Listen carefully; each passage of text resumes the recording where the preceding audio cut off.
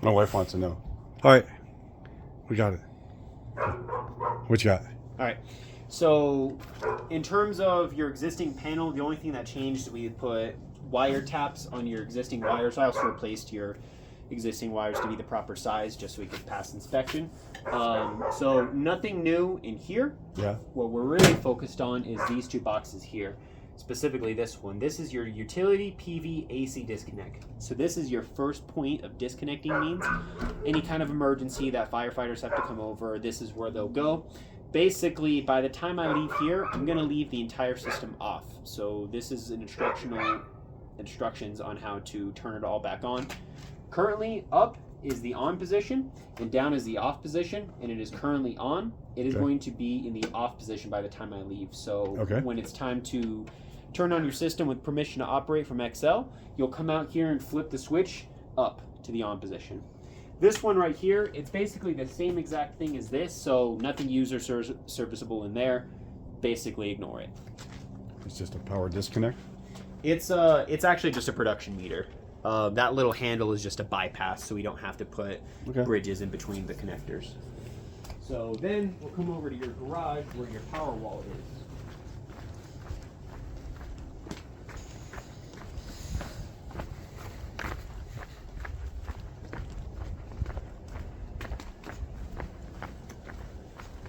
Okay, so sorry we gotta do this. Where that disconnect that we just talked about comes to is directly this one. So there's two different types of disconnects for your system, AC and DC. Okay. DC is basically directly from the panels itself. AC is what gets inverted from DC in the power wall, and that's what powers your house, and it also comes from the utility grid. So this is your second AC disconnect. So this is also same exact switch. It's going to be in the off position by the time we leave.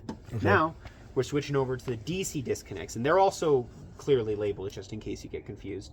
So this DC disconnect, you can kind of see in there, there's a little on portion. So noon is on and 9 o'clock is off. So if you were to turn it off, you would simply turn it counterclockwise to the off position. Okay. But this is going to be left off, or sorry, on. That's so the panels can charge your battery in between then and now, so your battery can be at 100%. All right. The other DC disconnect is on the side right here. A little hard to see, but you see there's a toggle for off. If you flick this door up, you'll see the on switch. It's currently in the on position, and that's where it'll stay by the time I leave. So this is DC disconnect 1. DC disconnect 2, they're both going to be on and operational basically forever now. These are just the emergency disconnects specifically for your panels. Okay.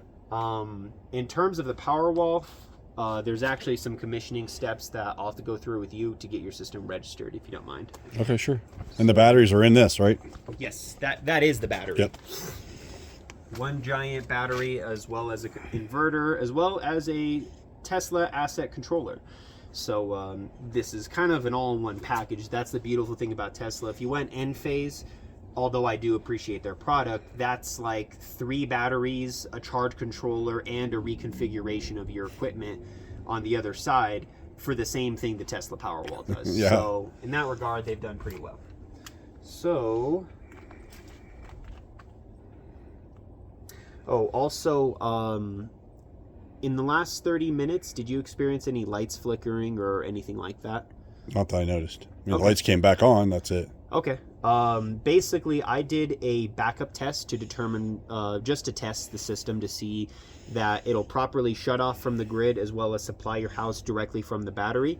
And if you didn't have any interruption whatsoever, that means it successfully powers your entire house in the case of an outage. So that's pretty awesome. Good. Next portion is registration. So I'm going to need you to scan this QR code.